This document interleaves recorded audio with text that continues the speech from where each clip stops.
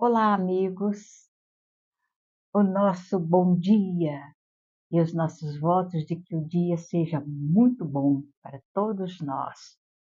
Naturalmente, para algumas pessoas que estão passando por problemas de saúde, por enfermidades ou qualquer outra coisa, talvez o dia não seja tão alegre, tão feliz. Mas, se nós nos lembrarmos que nós estamos num mundo de provas e de expiação, e que tudo aqui é transitório, tudo aqui é passageiro. A gente vai descobrindo razões para ser feliz, motivações para buscarmos em algum recanto do nosso mundo interior um jardim florido, onde a gente possa colher violetas perfumadas para enfeitar a nossa vida, a nossa existência. Aliás, enfeitar a vida, enfeitar a existência, é algo notável quando nós pensamos no Evangelho, quando pensamos em Jesus. Ele que era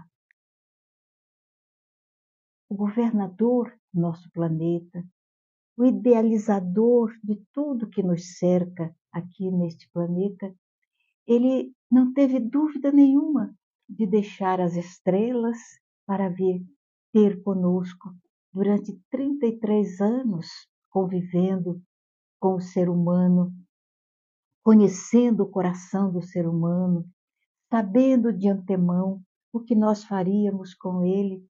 Mesmo assim, ele perseverou. Chegou numa gruta, numa estrebaria, trabalhou como carpinteiro, vivendo numa cidadezinha pequenina, poeirenta, no meio do deserto, e uma vida que não se coaduna nem um pouquinho com o príncipe da paz, com o rei solar. Não se coaduna, todavia, ele vivenciou assim, para nos dar um roteiro de vida, para que a gente não reclamasse tanto da existência e fosse mais coerentes com a posição em que nós nos encontramos. Porque sempre, sempre, o sofrimento que nos assola foi criação das nossas mãos. Mas existem coisas boas, muito boas na Terra. Eu me recordo que, uma ocasião, eu estava retornando de uma viagem aos Estados Unidos, havia feito um roteiro de 40 dias e estava retornando, e estando no aeroporto já com uma bagagem avantajada, porque as pessoas sempre davam doações para a nossa instituição e eu trazia. Naquela época era mais fácil de trazer nos aviões, e já para ir para a sala de embarque, chegou uma senhora conhecida, com duas bonecas. Mas eram dois bebês enormes, lindos. E ela chegou: Dona Ana, eu vim trazer essas bonecas para a senhora. E ela carregando os bebês, um em cada braço, eu olhei as bonecas e me encantei. E me apaixonei. Eu falei, meu Deus do céu, como eu vou levar essas bonecas? Eu já estava com a bagagem que estava, mas não tinha jeito, eu traria as bonecas de qualquer jeito. Peguei as duas bonecas e fui embora. E tomei o avião, naturalmente, chegamos aqui no Rio, eu com as duas bonecas e o resto da bagagem toda. E o senhor Guimarães estava me esperando no aeroporto, meu filho, e fomos para casa. E eu pensando o que eu faria com as duas bonecas. Era próximo do Natal, era próximo do mês de dezembro, e eu pensando, vou dar essas bonecas para as crianças do centro. Mas nós tínhamos um bocado de crianças e só duas bonecas. Eu fiquei pensando, o que a gente vai fazer? Duas bonecas lindas. Meu Deus, ia ser um encanto para aquelas meninas. E, e pensando, uma ideia daqui, outra ideia dali. Aí resolvemos fazer um sorteio.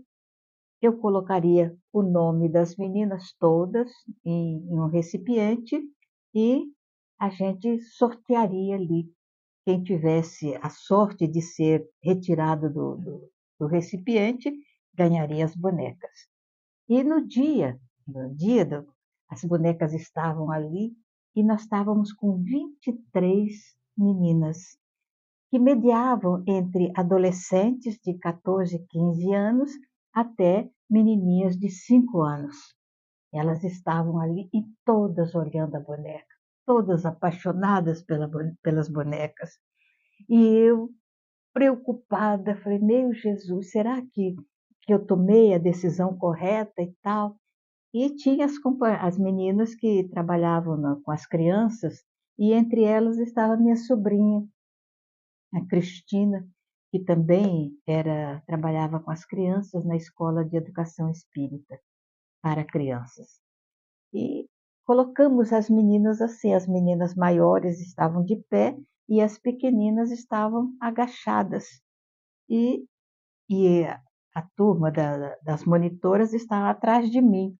E eu estava com o recipiente na mão, balancei bastante, pedi a Deus ajuda, botei a mão e tirei o nome. Abri.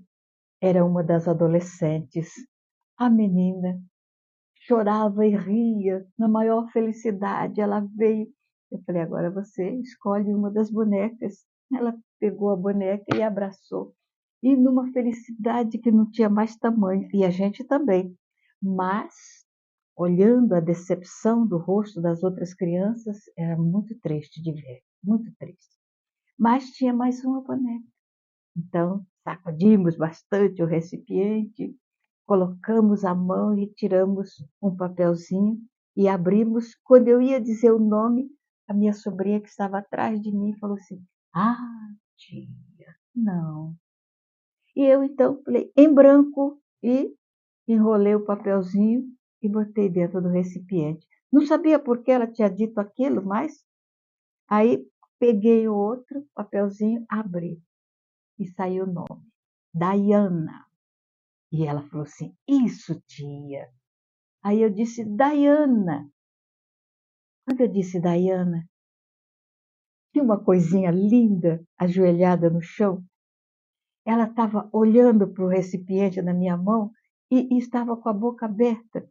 E quando eu disse Diana, ela parou assim e disse: Diana, é eu, é eu, Diana, é eu. E ela não saía do lugar, ela só ficava dizendo: Diana, é eu, Diana, é eu. E eu disse: Vem, Diana, pegar a sua boneca. E ela veio se arrastando, ela não se levantou. Ela veio se arrastando no chão e chegou perto da boneca e ficou olhando. E ela falava: Diana, é eu, Diana. E eu falei: Diana, pega a sua boneca. Aí eu peguei a boneca e coloquei no colo dela. Não tem como explicar, não tem palavras para dizer do rosto daquela criança, da emoção que estava naqueles olhos lindos que derramavam lágrimas, no carinho, na ternura com que ela carinhava a boneca e continuava dizendo: Diana, é eu. E aí então a minha sobrinha disse: Viu, tia, por isso a senhora tirou o nome de outra adolescente, mas as pequenininhas estavam ali, todas estavam, mas a Diana estava diferente. Ela, ela estava comendo com os olhos a boneca e a senhora tirou justo o nome dela. E a Diana, então, saiu. A boneca era quase do tamanho dela. Ela saiu abraçada na boneca. Aí ela chegou para mim e falou: Tia, Diana, Diana, é eu. Você tirou o meu nome, tia. Eu ganhei. A minha filhinha, a minha filhinha. E abraçou. Diane tinha 5 anos. E passou a nossa festa de Natal e chegou o dia da sopa. Nas quartas-feiras a gente distribuía sopa na casa e lá veio a Daiane, que morava numa comunidade ali perto da nossa casa, que era na Aníbal Benévolo, a Diana com a boneca no colo. E ela sentou-se na mesa, colocou a filhinha do lado e ela pegava a colher de sopa, soprava e falava assim: toma, filhinha, toma, filhinha. Depois ela botava na boca a sopa. A gente acompanhou o carinho daquela menina com aquela boneca. Depois tivemos a oportunidade de conversar com a mãe da Diana. Ela disse: a menina mudou.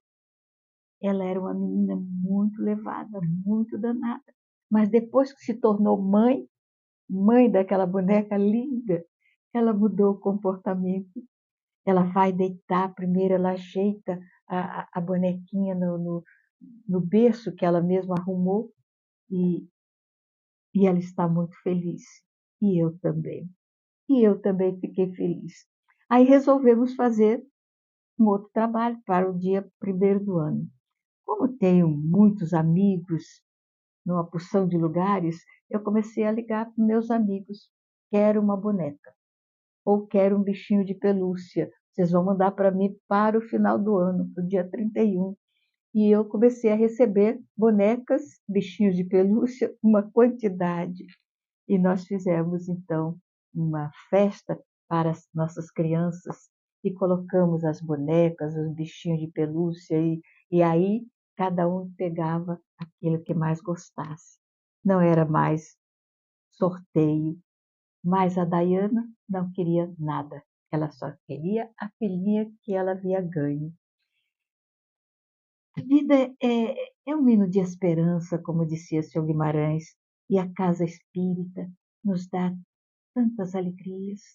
Quando você percebe que você pode fazer sorrir uma criança, que você pode enxugar as lágrimas de alguém que sofre, que você pode dar um alimento a quem tem fome, que você pode fazer tanta coisa, ou então dizer um bom dia para o companheiro de trabalho, que muitas vezes está com o coração apertado, passando por dificuldades que a gente não sabe.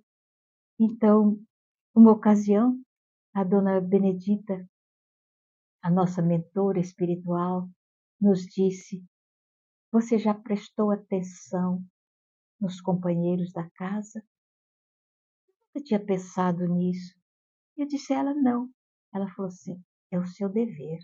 Preste atenção para descobrir onde há sofrimento, onde há dor, a dor calada, o sofrimento que chega e não faz alarde, porque essa é a função do espírita, consolar.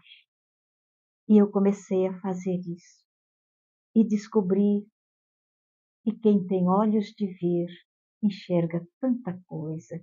Então a Casa Espírita tem me oferecido tantas alegrias na tarefa que a gente desenvolve.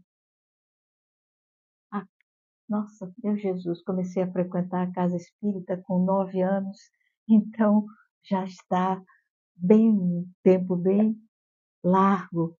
E outro dia eu estava sentada aqui na nossa sala, na, na nossa casa espírita, na rua Aristides Lobo. Eu estava sentada na sala vendo as crianças correndo e alguém distribuiu balas, deu umas balas para as crianças e elas passaram correndo com as balas na mão. E um dos meninos, pequenininho assim, ele passou correndo e depois ele voltou. Voltou, olhou para mim e falou assim: você está triste, vovó? E eu sorri para ele, ele falou assim: toma uma bala. E me deu uma das balas que ele havia ganho e saiu correndo. E eu fiquei feliz. Você está triste, vovó? Se estivesse, não ficaria mais. O carinho de uma criança faz um bem enorme, mas o carinho de todos vocês faz um bem enorme também. Então eu agradeço. Até mais.